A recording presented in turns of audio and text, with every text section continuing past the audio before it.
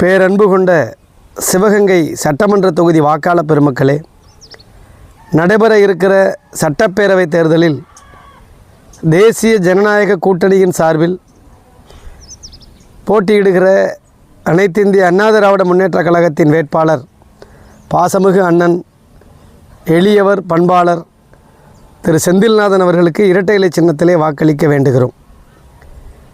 துரோக வரலாறுகளை வென்று மக்கள் மனதில் அன்பால் நிறைந்திருக்கக்கூடிய திரு செந்தில்நாதன் அவர்கள்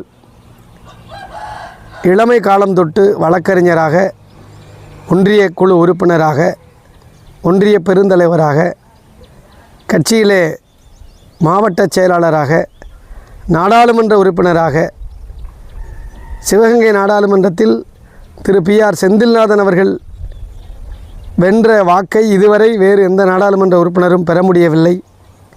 அந்த அளவிற்கு மாவட்டத்தில் அனைத்து மக்களிடமும் அன்பாகவும் சகோதரத்துவத்துடன் பழகக்கூடிய இனியவர் திரு செந்தில்நாதன் அவர்கள் மீண்டும் சிவகங்கை சட்டமன்ற தொகுதியிலே போட்டியிடுகிறார்கள்.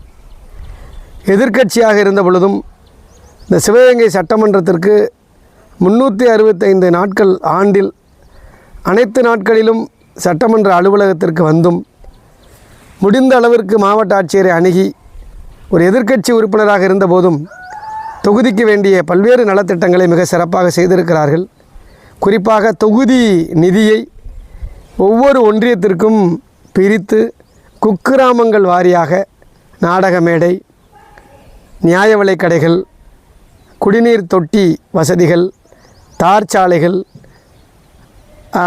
அங்கன்வாடி கட்டடங்கள், அது மட்டுமல்லாமல் குளியலறை, கழிப்பறை வசதிகள், பள்ளி கல்லூரிகளுக்கு கழிப்பறை வசதிகள், காம்பவுண்டு சுவர்கள் என்று பலவாறாக அந்த தொகுதி நிதியை பிரித்து எந்த கிராமத்திற்கு எந்த திட்டம் கொண்டு சென்றால் அது முறையாக பயன்படும் என்பதை ஒரு கிராமத்தில் பிறந்தவர் என்பதால் அதை உணர்ந்து செய்திருக்கிறார். இது அனைத்துமே சிவகங்கை சட்டமன்ற வாக்காளர் பெருமக்களுக்கு நன்கு தெரியும். அது மட்டுமல்லாமல் இயன்ற அளவிற்கு தொகுதி மக்களுடைய அனைத்து நிகழ்ச்சிகளிலும் அவர்களுக்கான அவசிய தேவைகளில் பங்களித்து, நேரத்தை ஒதுக்கி பங்களித்து, மக்களோடு மக்களாக இன்றைக்கு மக்களை நம்பி அவர் களம் காணுகிறார். எதிர்க்கட்சியில் அந்த படை இந்த படை என்று ஜாதி படையை வைத்துக்கொண்டு எந்த வழியிலும் துரோக அரசியலை கொண்டு திரு செந்தில்நாதன் அவர்களை வீழ்த்திவிடலாம் என்று களம் காணுகிற அந்த துரோக எதிரி அரசியல் சிவகங்கையில் எடுபடாது. பல்வேறு விமர்சனங்களை அவருக்கு எதிராக வைத்து வேறு வேறு விதங்களிலே ஊடகங்களிலே பொதுமக்கள் மத்தியிலே பொய் பிரச்சாரத்தை முன்னெடுக்கிறார்கள். அது எந்த சூழ்நிலையிலும் திரு செந்தில்நாதன் அவர்களை பாதிக்கப் போவதில்லை. இதை நாங்கள் வெற்றி அந்த களிப்பில் சொல்லவில்லை. அவர்களுடைய பழக்கம், அவர் பிரச்சாரத்தை கூட ஒலிபெருக்கி பயன்படுத்தவே இல்லை. நாங்கள் கூட கேட்டோம், அண்ணன் நீங்கள் மேலே ஏறி ஒலிபெருக்கியிலே பேச வேண்டும் என்று. அதெல்லாம் வேண்டாம். நான் வாக்காளர்களை சந்திக்கிறேன், என்னுடைய மக்கள், என் தொகுதி மக்கள்.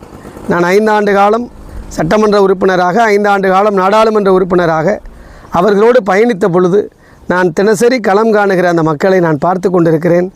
அவர்களோடு இணைந்து அவர்களிடம் சென்று ஒரு உறவுக்காரனாக, ஒரு சொந்தக்காரனாக, ஒரு சகோதரனாக அருகில் நின்று இரட்டை இலைக்கு வாக்களியுங்கள். புரட்சித் தலைவர் எம்ஜிஆர் அவர்களுடைய ஆட்சி, புரட்சித் தலைவி அம்மாவுடைய ஆட்சி, கொரோனா காலகட்டத்திலும் புரட்சித் தமிழர் எடப்பாடியாருடைய ஆட்சி எப்படி இருந்தது, அந்த காலத்திலும் வருமானம் இல்லாத 2 ஆண்டிலும் கூட நியாய விலைக்கடை அட்டை வைத்திருப்பவர்களுக்கு உதவித்தொகை கொடுத்து இலவசமாக அரிசி பருப்பு வழங்கி அனைவருக்கும் டோஸ் முதற்கொண்டு 3 ஊசி போட்டு மத்திய அரசோடு இணக்கமாக இருந்து உயிரை காப்பாற்றிய பொழுது சட்டமன்ற உறுப்பினராக இருந்து நான் பயணித்திருக்கிறேன். என்னுடைய மக்கள், நான் அவர்களுக்கு ஒளிபெருக்கி மூலமாக, ஊடகம் மூலமாகத்தான் பிரச்சாரம் செய்ய வேண்டும் என்கின்ற அவசியமில்லை.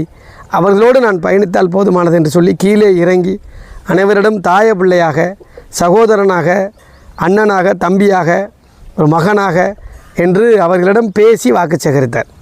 அதிகபட்சம் அவர்களை யாரையும் பிரச்சாரத்திற்காக காக்க வைக்கவில்லை. எளிமையாக சென்று வாக்கு கேட்கிற அந்த விதத்தை பார்க்கிற பொழுது அனைவருமே பாராட்டினார்கள். இது எல்லா இடத்துலையும் இது மாதிரி இல்லை, யாருமே அப்படி கேட்கல. நாங்களே ஆச்சரியப்பட்டோம். அந்த இடங்கள்லாம் நீண்ட நெடுநேரம் காத்திருந்து கூட மக்கள் அண்ணனுடைய பிரச்சாரத்திற்காக காத்திருந்து அவருக்கு வரவேற்பு அளித்திருக்கிறார்கள். ஆகவே நேற்றைய தினம் அதற்கு முந்தைய தினம் சிவகங்கை சட்டமன்ற தொகுதியில் எதிர்க்கட்சிகள் செய்யக்கூடிய அந்த பொய் பிரச்சாரங்கள் நிச்சயமாக மக்கள் பேசிக்கொள்கிறார்கள். எதிர்க்கட்சியில் இருப்பவர் இந்த ஊர் இல்லை, சென்னைக்கு ஓடிவிடுவார், அவர் ஒரு நடிகர், அந்த நடிகர் என்ன செய்வார், நடிகர் தொழிலை செய்வார், அவ்வளவுதான். ஆகவே இதற்கெல்லாம் இங்கே அந்த படைகளெல்லாம் இங்கே எடுபடாது.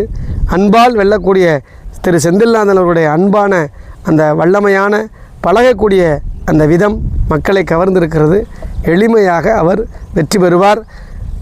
கடந்த தேர்தலை விட இந்த தேர்தலிலே அதிக வாக்குகள் வித்தியாசத்திலே வெற்றி பெறுவார். நாங்கள் தினசரி பல்வேறு கிராமங்களை சென்று கேட்கிற பொழுது அண்ணன் அவர்கள் நிச்சயம் ஜெயிப்பார். அவர் பக்கத்தில் இருக்காங்க, வீட்டில் போய் பார்த்தா கூட உடனடியாக பார்க்க முடியும். ஃபோன் மூலமாக தொடர்பு கொண்டால் அதிகபட்சம் ஏதேனும் வேலை இருந்தாலும் கூட ஒரு 10 நிமிடத்திற்குள்ளாக மீண்டும் அந்த தவறிய அழைப்பை பார்த்து உடனே தொடர்பு கொண்டு அவருக்கு யாரும் கட்சி நிர்வாகிகள் தான் கூட்டி சென்று அவரை பார்க்க வேண்டும் என்கின்ற அவசியம் இல்லை, நேரடியாக பார்க்கலாம்.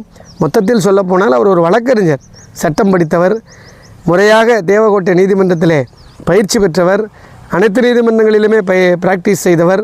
அதனால் சட்டம் ஒழுங்கு பிரச்சனையும் தெரியும், சட்டமும் தெரியும். அடித்தட்டிலிருந்து வளர்ந்து வந்ததால் கிராமத்திற்கு என்ன வேண்டும் என்று தெரியும். ஒரு கிராம மக்கள் எம்மாதிரி சட்டமன்ற உறுப்பினரை அணுகுவார்கள், அமைச்சரை அணுகுவார்கள் என்பதெல்லாம் தெரியும். கிராமத்திற்கு என்ன தேவை என்பதும் தெரியும். ஆகவே அவரோடு பழகியவர்கள், அவரோடு பழகிய காவல்துறையினர், வருவாய்த்துறையினர், பொதுமக்கள் அனைவருமே அவரை போன்ற ஒரு சமுதாய இணக்கத்தோடு, ஜாதிகள் அற்று, மதங்கள் அற்று, இனமற்று, மொழியற்று அனைவரோடும் பழகக்கூடிய அவர்கள் நிச்சயமாக வெற்றி பெறுவது நிச்சயம்.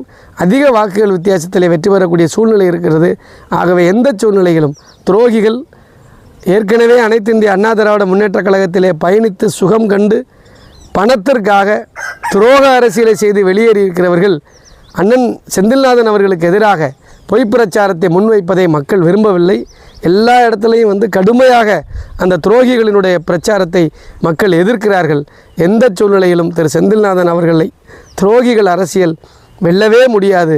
மக்களோடு அன்பாக இணைந்திருக்கிற அவருடைய அன்பால் நிச்சயமாக அவர்கள் அதிக வாக்குகள் வித்தியாசத்திலே வெற்றி பெற்று புரட்சித் தமிழர் எடப்பாடியாருடைய ஆட்சியிலே அமைச்சராக வலம் வந்து இந்த தொகுதி மட்டுமல்ல மாவட்டத்தையே சொர்க்க பூமியாக மாற்றுகிற அளவிற்கு தேவைகளை நிறைவு செய்வதன் அளவுக்கு நீண்ட நெடிய திட்டங்களை அவர்கள் வைத்திருக்கிறார்கள். அந்த திட்டங்கள் அனைத்தும் நம்முடைய மாவட்டம், நம்முடைய தொகுதி அனைத்தும் வளம் காணுகிற வகையில் இருக்கும். ஆகவே அனைவருமே சிவகங்கை சட்டமன்றத்திலே சாதி பாராது, இனம் பாராது, உறவுகள் பாராது, அன்பை மட்டுமே அனைவரிடமும் பகிர்ந்து கொள்ளக்கூடிய எளிய பண்பாளர் திரு செந்தில்நாதன் அவர்களுக்கு இரட்டை இலை சின்னத்திலே வாக்களித்து வெற்றி பெறச் செய்யுமாறு அன்போடு கேட்டுக்கொள்கிறோம். நன்றி, வணக்கம்.